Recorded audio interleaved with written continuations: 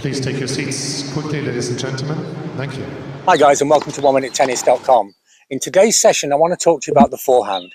And I want to talk to you about the 3 different forehands that have been played at professional level during the last 25 years and which are still played by players all over the world. I want to talk about what the differences are between them, the benefits and disadvantages.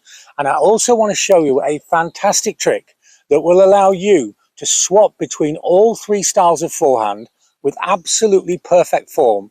Try them out and see which one suits your game the best. Now, before the year 2000, predominantly, even in the pro game, the forehand was a classic forehand with a low to high movement and a high finish over the shoulder. And then this evolved with Federer and others into the modern forehand with a much more complex and violent movement, creating much more spin and speed. And then when the next gen players came along, Kyrgios team and the others, then they tend to make a different movement again and create much more of a throwing action in the stroke.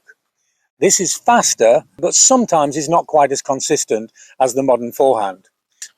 Now, in terms of technique or biomechanics, the difference between the 3 strokes is really quite simple. The classic forehand essentially had 2 component parts, with the arm more or less locked into this shape, and so we had the movement of the racket and the movement of the arm. The modern forehand became much more fluid and dynamic, with essentially 4 links to the kinetic chain. The racket is taken back higher, and then it's snapped through with the racket, the hand, the forearm and the upper arm all moving in different directions. This creates angular momentum and much more force.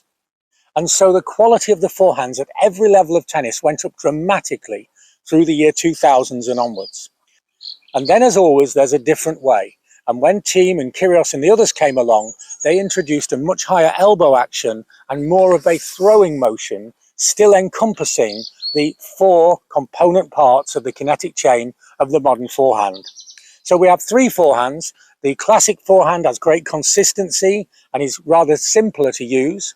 The modern forehand combines power and consistency with exceptional spin and speed.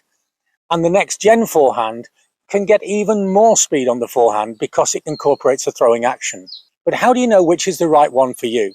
How can you try 3 totally different strokes? It's hard enough to learn 1 stroke. Let me show you a great idea.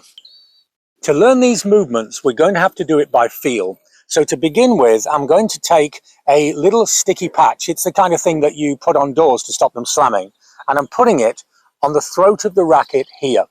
You could use tape, you could use Play-Doh, whatever, but you need something that you can feel, because this will be much too complex to do with conscious thoughts and understanding all the movements. It has to be with feeling. And I'm going to call this the power point. And so I begin with the forefinger of my left hand on the power point. And for a classic forehand, I'm going to make the stroke, and I begin with the finger on the power point, and I finish with the same forefinger on the power point. Let me show you from this direction. The fingers on the power point, I make the stroke, and the fingers back on the power point. If I make the stroke with finger to finger, I will have a classic forehand every single time, and it's almost impossible to get the stroke wrong. So finger to finger will give you consistency, precision, and a classic forehand.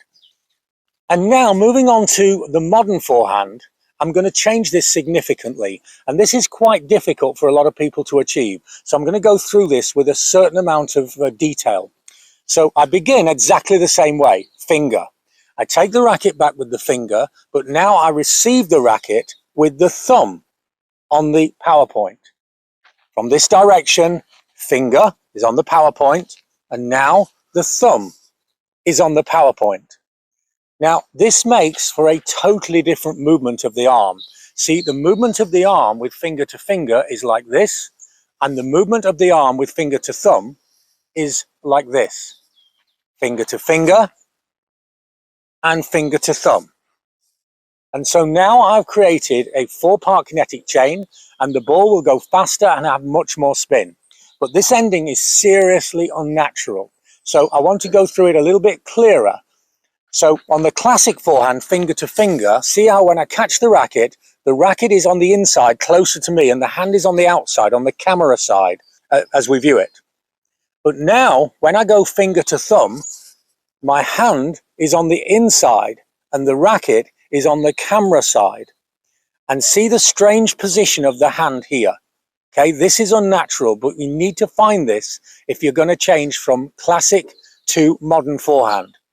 Classic ending, modern ending. Classic ending and modern ending. And so by going from finger to thumb, we go through the evolution of the stroke and we create much more power and spin.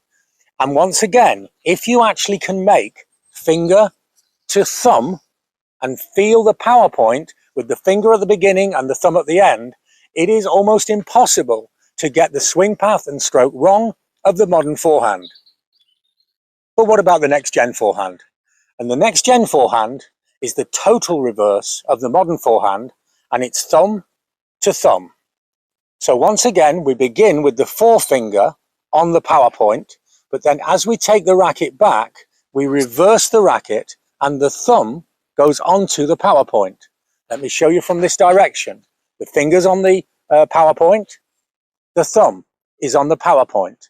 And now I swing through the stroke and once again, the thumb receives the racket. Let me show you from several directions.